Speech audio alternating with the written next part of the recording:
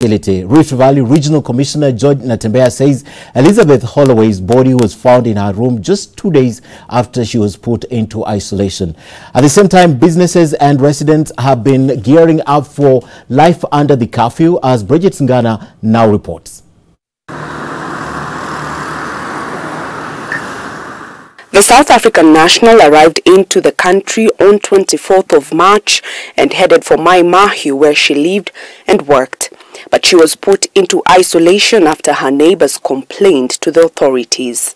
So she traveled home in South Africa. She came back on 24th. On 25th, I think she was going to pick something from the shop, and she was wearing a mask. So people began making noise and complain that why is she not quarantining herself?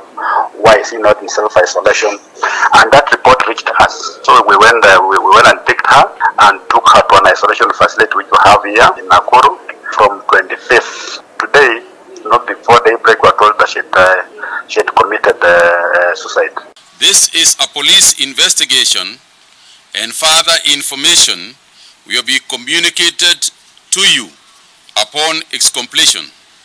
Again, on behalf of the National Emergency Response Committee and the Ministry of Health, I would like to convey our condolences to her family through the South African Embassy.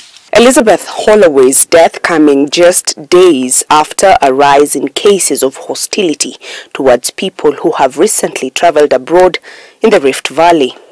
Kenya should avoid stigmatization. It's like every person travels outside and comes into this country, people are assuming that they're carrying this virus. Even the circumstances that made us go and pick us, because people are shouting at her, they were telling her she's corona, you know, so that kind of thing. We suspect maybe she was traumatized because of the treatment that she received from the hands of the people in her estate. The regional commissioner rubbished claims that living conditions at the isolation centers were deplorable. The places are habitable, but no, we may not be able to give everybody the conditions that they're used to. It's just for 14 days to see whether somebody has coronavirus or not. At the same time, residents and businesses have been preparing for the 7 p.m. to 5 a.m. curfew. Kuambia watu ati waende wakae nyumbani usiku ingekuwa bora hata zaidi. Hata imechelewa, ingekuwa imekuja mapema.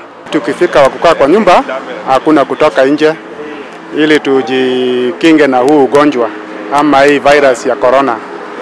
Otherwise tunajipanga, shida tu ni ukosefu wa pesa, ndio sasa inatupeleka mbio. The business definitely it's a huge shift. It's only that most of the stations would have wanted to close, but we cannot close because of that segment.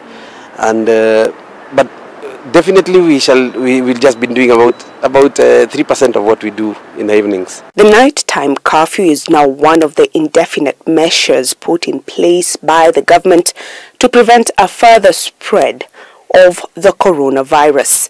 Bridget Ngana, NTV, Nakuru.